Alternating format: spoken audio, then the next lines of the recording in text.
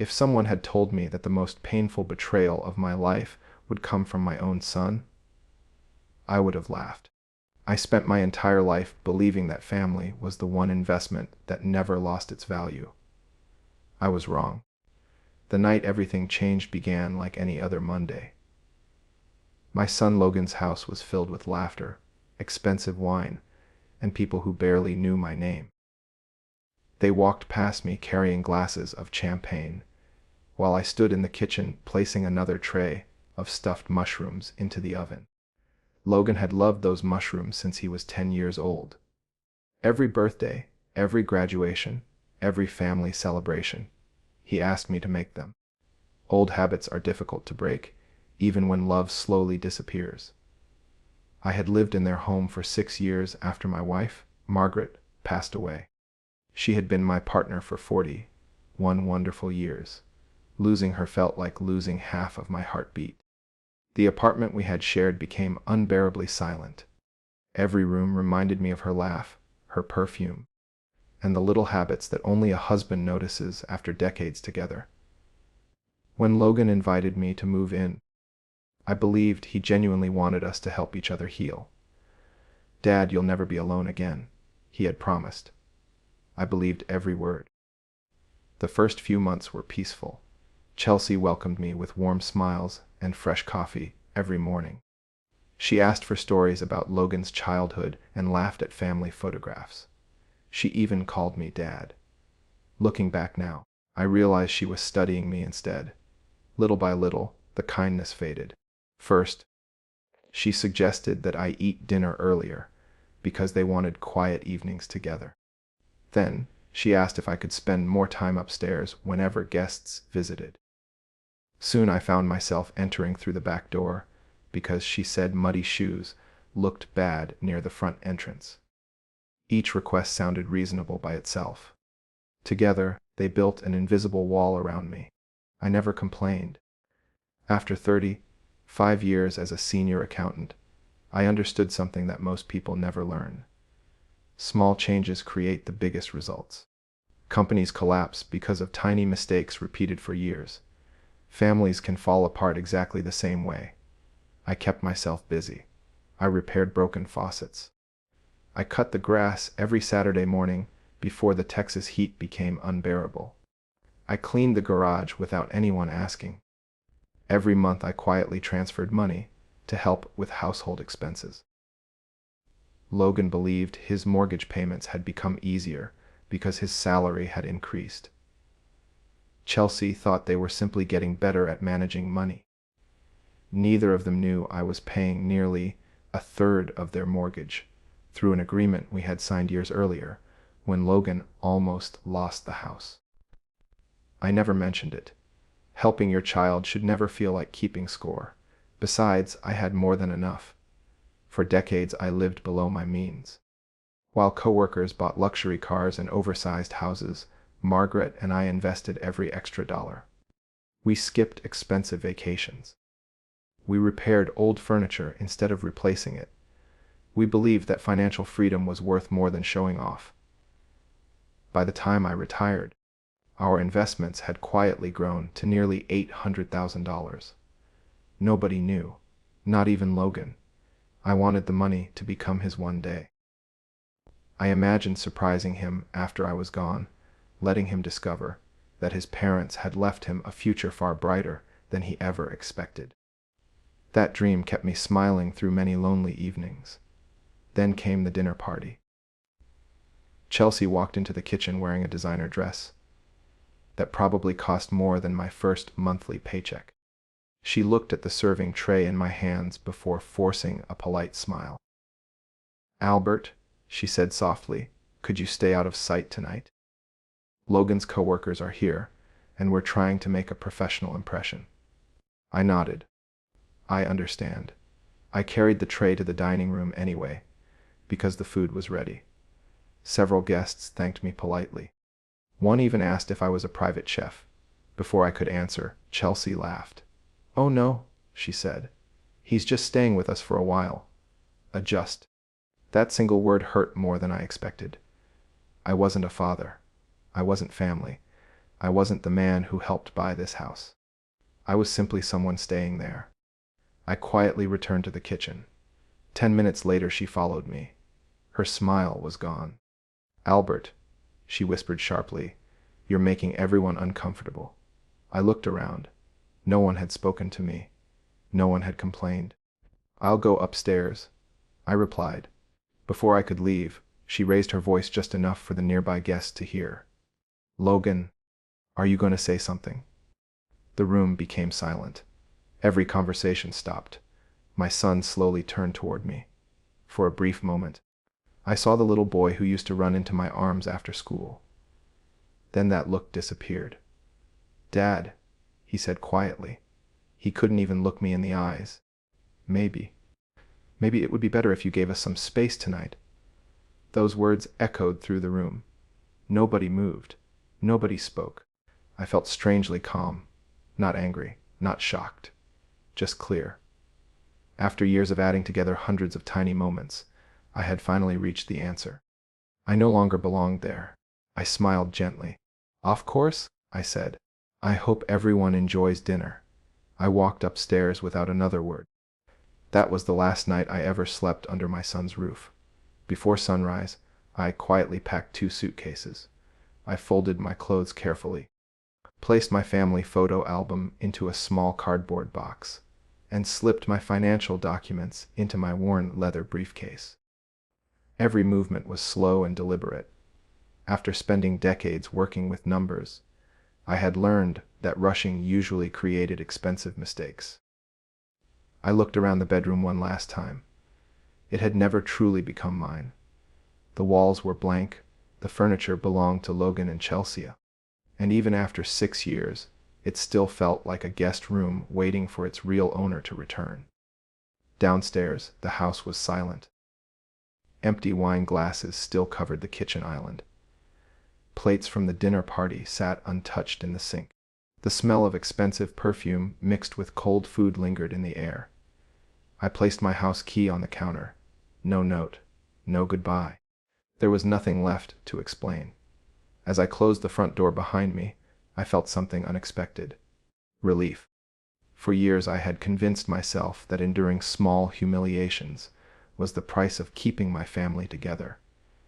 Walking away showed me the truth. Sometimes peace begins the moment you stop begging people to respect you. I drove to a modest extended stay hotel across town and rented a small room by the week. It wasn't luxurious. The bed was firm. The furniture was old. The kitchenette barely had enough space to prepare breakfast. But when I locked the door that first evening, I slept better than I had in years. Nobody expected anything from me. Nobody wanted me hidden upstairs. Nobody acted embarrassed by my presence. The following morning, I began organizing the next chapter of my life. Years earlier, when Logan and Chelsea struggled to qualify for their mortgage, the bank had rejected their application twice. Their credit history wasn't strong enough, and Logan's income alone couldn't support the loan they wanted. He had come to me embarrassed. "Dad, I hate asking." "You don't have to," I told him. "I already know. I agreed to become a financial guarantor." My retirement savings strengthened their application. Later, when unexpected medical bills and rising interest rates made the monthly payments difficult, I quietly stepped in again. Every month, I transferred thousands of dollars into the mortgage account. I never called it a loan. I called it helping family. Still, the accountant inside me insisted on documenting everything, every transfer, every signature, every agreement, every receipt. Not because I expected repayment, because paperwork tells the truth even when people don't. That afternoon, I met with Fiona Cartwright, an experienced contract attorney recommended by an old colleague. She greeted me with a firm handshake. "What brings you here, Mr. Higgins?" I placed a thick folder onto her desk. "I'd like to separate every financial connection between myself and my son's household." She spent nearly an hour reading every document. Occasionally she circled dates with a red pen. Sometimes she quietly nodded. Finally, she leaned back in her chair. You've kept exceptional records. I was an accountant. I can tell. She closed the final folder. Did they know how much you've contributed? No. They assumed the mortgage became affordable because life got easier. And your investment accounts? They know nothing. She looked directly at me. Neither does your son know about the $800,000. I slowly shook my head. No. Why? I stared through her office window before answering. I wanted it to be the happiest surprise of his life. Silence filled the room. Finally, she spoke again. I think we both know that surprise is no longer appropriate. I nodded. No. It isn't. She pulled out a yellow legal pad. Here's what we'll do. A one by one, she explained each step. Every automatic transfer supporting the household would stop. Every shared financial responsibility would be legally removed. Every guarantee attached to my name would be withdrawn according to the contracts. Every institution would receive formal written notice. Everything would be completely legal, completely documented, completely final. There would be no arguments, no emotional confrontations, only paperwork, exactly the language I understood best. Over the next 3 weeks, I rebuilt my own life. I rented a comfortable apartment, opened new bank accounts, updated my estate plan, changed every beneficiary. Most importantly, I rewrote my will. Instead of leaving nearly $800,000 automatically to Logan, I created a charitable foundation in Margaret's name that would provide college scholarships for students studying accounting and finance. Logan would still receive something, but not the fortune I had quietly protected for decades. Respect had become more valuable than inheritance. 3 weeks after leaving the house, Fiona called. Everything is ready. The next morning, 3 certified envelopes were delivered to Logan's front door. One came from the bank. One came from my attorney. The third came from my financial advisor. Inside those envelopes was the truth they had never imagined. And within a single hour, the comfortable life they believed was completely secure began to unravel. I wasn't at Logan's house when the envelopes arrived. I didn't need to be. Some moments are more powerful when you allow the truth to arrive without your presence. Around 9 that morning, my phone rang. The caller ID showed Logan's name. I let it ring until voicemail picked up. A minute later, another call. Then another. By lunchtime, there were 7 missed calls and 4 text messages. Dad, please call me. I don't understand these letters. The bank says you're withdrawing your guarantee. We need to talk. I set the phone down and finished making my lunch. For the first time in years, I didn't feel responsible for fixing someone else's problems. Late that afternoon, Fiona called. They've contacted every office involved, she said. I expected that. The mortgage company confirmed your withdrawal as guarantor. The automatic transfers have stopped. Your financial advisor has removed every shared authorization. Everything legal. Every step. I thanked her and ended the call. There was no celebration, only peace. The following morning, I visited the cemetery. Margaret's headstone sat beneath a large oak tree, just as she had requested years before. Fresh flowers rested against the stone. I smiled. Someone else had visited recently. I sat on the nearby bench. I finally did it, I whispered. For years I stayed because I thought protecting Logan meant sacrificing my dignity. The breeze gently moved through the trees. I should have listened to you sooner. Margaret used to tell me something whenever I worked too much. Albert, kindness isn't supposed to hurt forever. At the time, I thought she meant work. Now I understood she meant relationships. 2 days later, Logan appeared outside my apartment. He looked exhausted. His shirt was wrinkled. Dark circles surrounded his eyes. He seemed 10 years older. I've been looking everywhere for you. I invited him inside. The apartment was simple but comfortable. He looked around quietly. You moved. We asked. You really left. I did. For several moments, neither of us spoke. Finally, he placed a folder on my kitchen table. "Dad, the bank says our mortgage has to be reviewed." I nodded. "They're correct. Chelsea says this is all because you're angry." "I'm not angry." "Then why are you doing this?" I looked directly into his eyes. "Because helping someone should never require accepting disrespect." He lowered his head. "I didn't know." "What didn't you know?" "About the money, the mortgage, the transfers, the guarantees." I slowly opened the folder he had brought. Every document inside carried my signature. Every payment matched my records. Every agreement proved exactly what I had contributed. "You signed many of these yourself." I never really read them." "I know." Silence returned. Finally, Logan spoke again. "How much?" I hesitated. "How much have you helped us?" I answered honestly. "Over 6 years." He nodded. "Just over $430,000. His face turned pale. "That's impossible." "No. It's carefully documented." He leaned back in disbelief. I know what you thought. I thought we could finally afford everything. The new SUV, the renovations, the vacations, the furniture. You believed your income had increased enough." He covered his face with both hands. "I never asked where the money came from." "No. You never did." After several long minutes, he quietly asked another question.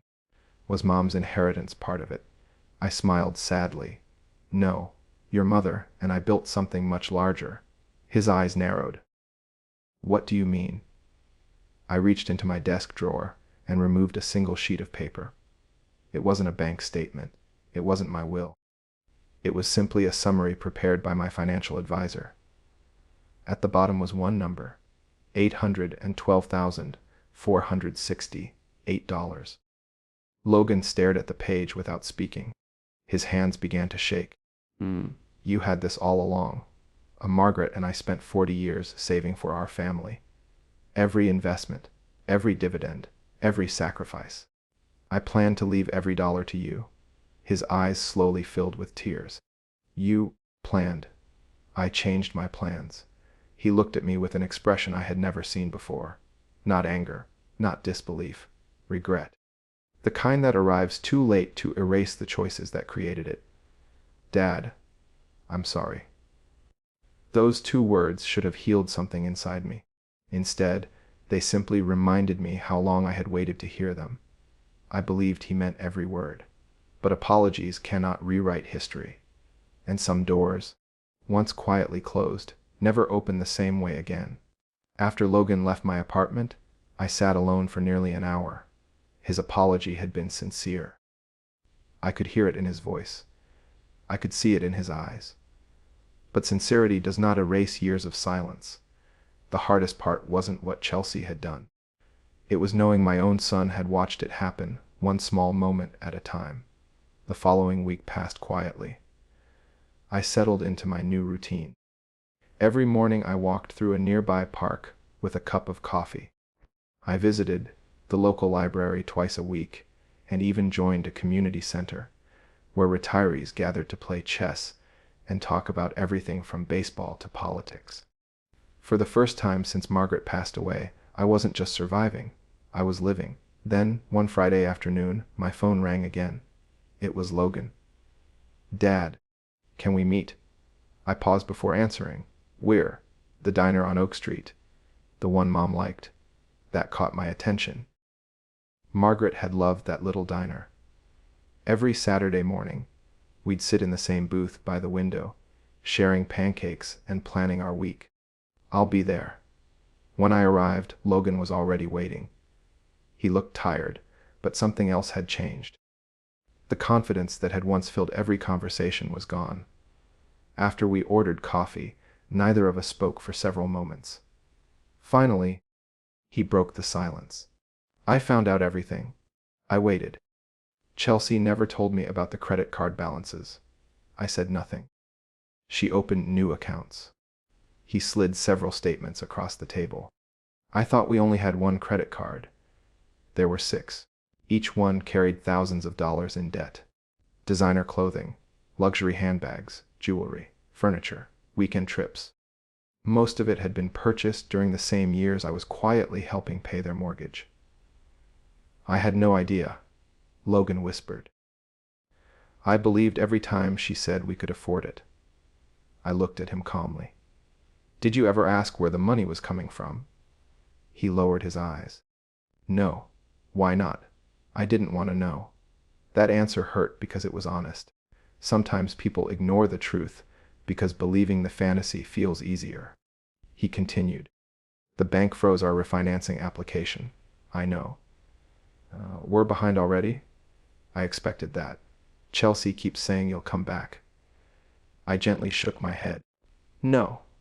She thinks you're trying to punish us. This isn't punishment. What is it? I looked directly at my son. It's called living with the consequences of your own decisions. He quietly nodded. For the first time in years, he didn't argue. Then he reached into his jacket pocket and placed a small envelope on the table. Inside was my old house key. I found it in the kitchen drawer. I thought you should have it back. I smiled sadly. I don't need it anymore. He looked confused. I sold my furniture. What? I donated most of what was left. You're never coming back. No. Those words seemed to break something inside him. Tears slowly rolled down his face. I'm losing everything. I leaned forward. No. Logan. You're learning the difference between possessions and relationships. He covered his face. I should have protected you. You should have spoken. I know. You didn't have to choose between your wife and your father.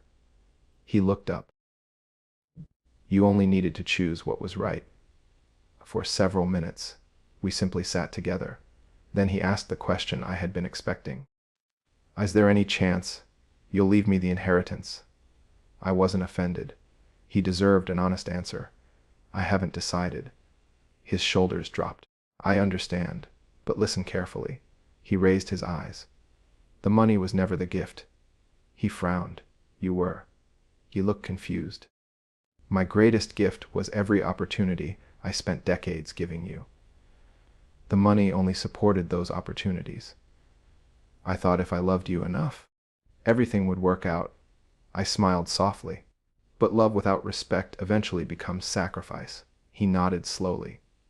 Before leaving, he stood and hugged me. It was the first genuine hug we had shared in years. As he walked toward the parking lot, I watched him disappear into the afternoon sunlight. I realized something important. Forgiveness and trust are not the same thing. I had already begun forgiving my son. Trust, however, would have to be earned again, and that journey was only beginning. The weeks that followed were some of the quietest of my life. For the first time in years, silence no longer felt lonely. It felt peaceful. Every morning, I made myself a simple breakfast, watered the small plants on my apartment balcony, and watched the sun rise over the city.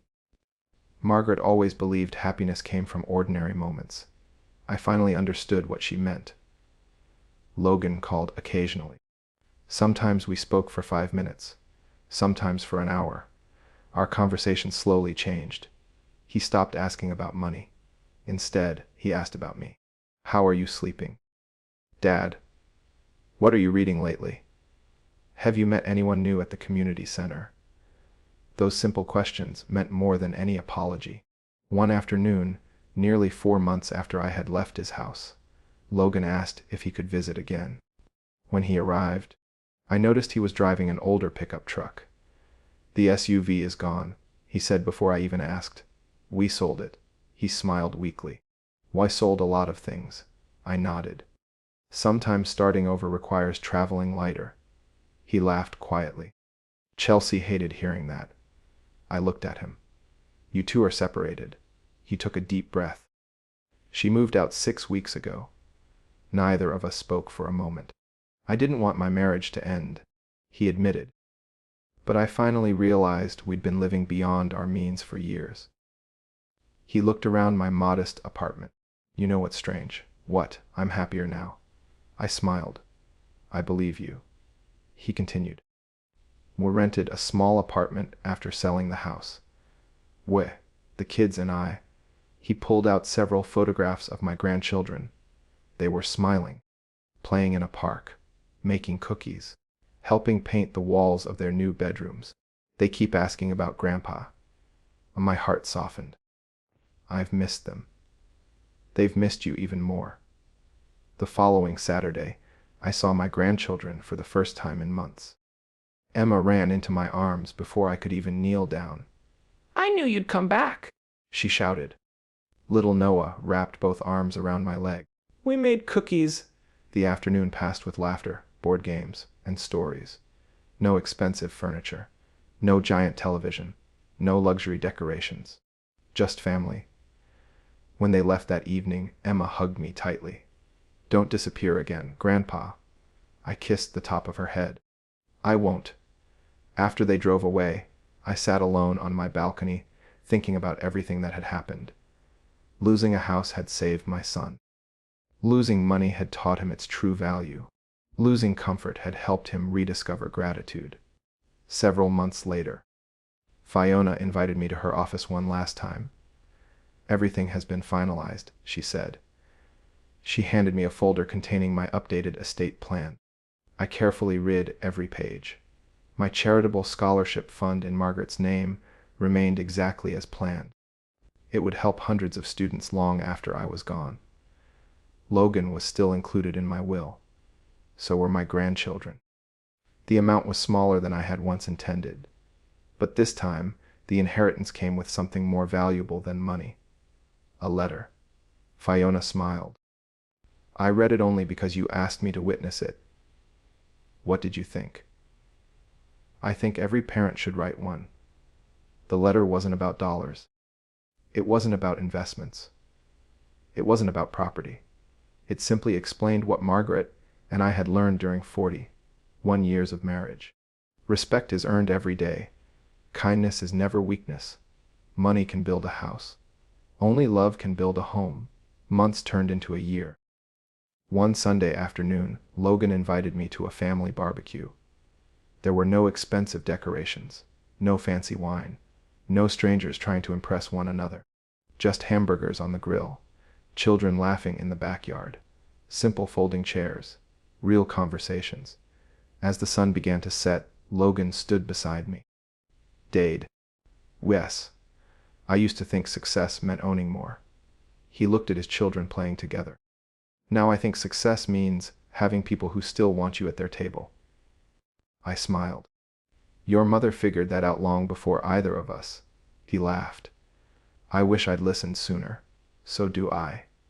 We stood there quietly, watching the grandchildren chase each other across the yard. I realized I hadn't lost my family. I had simply forced it to rebuild itself on a stronger foundation. For years, I believed leaving that house was the hardest decision of my life. I was wrong. The hardest decision had been respecting myself enough to walk away. Everything good that followed began with that single step. And for the first time in many years, I knew Margaret would have been proud. A year passed more quickly than I expected. Life had settled into a rhythm that felt honest. I spent time with my grandchildren every weekend. Logan and I talked often, not because we had to, but because we wanted to. The awkward silence between us slowly disappeared, replaced by conversations that reminded me of the bond we once shared. One afternoon, he stopped by my apartment carrying a small wooden box. "I found this while cleaning out the storage unit," he said. Inside were old family photographs. There was one of Margaret holding Logan on his first birthday. Another showed the three of us camping beside a lake, smiling as if life would always be that simple. At the bottom of the box was a faded envelope with Margaret's handwriting. It simply read, "Us, for my boys." My hands trembled as I carefully unfolded the letter. She had written it years before her illness, long before any of us imagined she would leave so soon. Her words were simple. "If you're reading this together, then remember something I hope you never forget. Families don't stay strong because they avoid mistakes. They stay strong because someone is brave enough to admit them, forgive them, and begin again. Love each other while you still have time. And neither Logan nor I spoke. We simply sat there in silence, each remembering the woman who had held our family together for so many years. Finally, Logan looked at me. "Dad, I spent so much time chasing a better life that I forgot the life I already had." I smiled gently. Many people don't realize that until it's too late. I'm grateful it wasn't too late for us. So am I. Several months later, Margaret's Scholarship Foundation awarded its very first scholarships. 5 students received financial assistance to study accounting, finance, and business ethics. During the ceremony, one young woman thanked me. She said her parents could never have afforded college without the scholarship. As she walked across the stage, I imagined Margaret standing beside me. She always believed that helping strangers could create a better future than simply leaving money behind. That day proved she had been right. When I returned home that evening, I opened my journal and wrote one final entry. I spent years believing wealth meant protecting money. Now I understand that true wealth is protecting your values. Money can disappear. Homes can be sold. Cars become old. But dignity stays with you for the rest of your life. If there's one lesson my story has taught me, it's this: never mistake silence for peace. Never confuse kindness with weakness. Never allow love to become an excuse for accepting disrespect. Sometimes the people you love will disappoint you.